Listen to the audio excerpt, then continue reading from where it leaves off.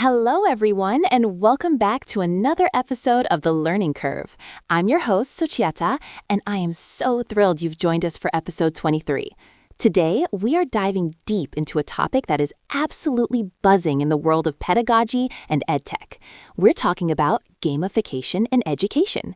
It's a term we hear a lot, but what does it really mean for students and teachers? It is a pleasure to be here, Suchata. Thank you for having me. You're right, gamification is everywhere now, but I think many people still mistake it for just playing games in class. In reality, it's much more sophisticated than that. It's about taking the elements that make games so addictive and engaging, things like progression, feedback loops, and agency, and applying them to the learning process to drive real outcomes. That's a crucial distinction. I think when parents hear their kids are gaming at school, there might be some skepticism, but you're talking about the architecture of engagement. Can you paint a picture for us? What does a truly gamified classroom actually look like versus a traditional one? Imagine a traditional classroom where you sit, listen, and take a high-stakes test at the end of the month. That's a lose-lose pressure cooker. Now imagine a gamified environment where instead of tests, students go on quests. Instead of grades, they earn experience points or XP. If they fail a task, they don't just get a red mark and move on.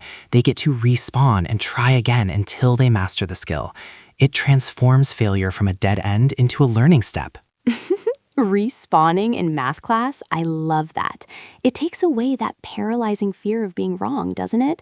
I remember being so afraid to raise my hand because a wrong answer felt like a permanent stain on my record. Using game mechanics seems to lower that effective filter. Exactly. That's the psychological heart of it. We call it safe failure. In a game, if your character falls off a bridge, you don't quit the game forever. You analyze why you fell and you try again immediately. When we apply that to education, we foster a growth mindset. Students start to see challenges as puzzles to be solved rather than obstacles to their self-esteem. Intrigued.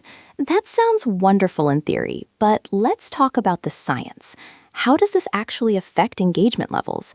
Is it just a temporary honeymoon phase because it's something new and shiny, or is there a long-term benefit to these learning outcomes? That is a very valid concern. There is a risk of flavor of the month syndrome.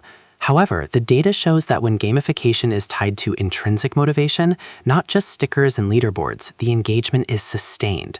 We're talking about a dopamine release that happens when a student finally levels up after a hard challenge. It triggers the reward center of the brain, making the learning itself feel like a win. It's not just about the points, it's about the visible progress. That seems like a delicate balance. It requires a lot of intentionality in the design phase. As we look toward the future with AI and virtual reality, where do you see gamification going in the next 5 or 10 years? I think we are moving toward hyper-personalized learning worlds. Imagine an AI that adjusts the difficulty of a math quest in real time based on your performance, keeping you in that perfect state of flow where you are challenged but not overwhelmed. VR will allow us to literally step into the games. You won't just read about the Great Wall of China. You'll be an architect tasked with building a section of it in a simulation. It's going to be breathtaking. I wish I was a student again. It sounds like such an immersive and vibrant way to learn. Instead of staring at a clock, you're losing track of time because you're so engaged. And that is the ultimate goal, Sochata. When a student asks, "Wait, is class over already?" you know you've succeeded. You've turned work into play, and in doing so, you've unlocked their true potential. That is such a powerful note to end on. Mr. Saroon, thank you so much for sharing your expertise and your passion with us today. You've given us so much to think about regarding the future of our classrooms. It was truly my pleasure. Thank you for the wonderful conversation. And thank you to all our listeners for tuning into episode 23 of The Learning Curve. We hope this inspires you to find a little more play in your own learning journeys. Don't forget to subscribe and leave us a review. Until next time, keep curious and keep leveling up.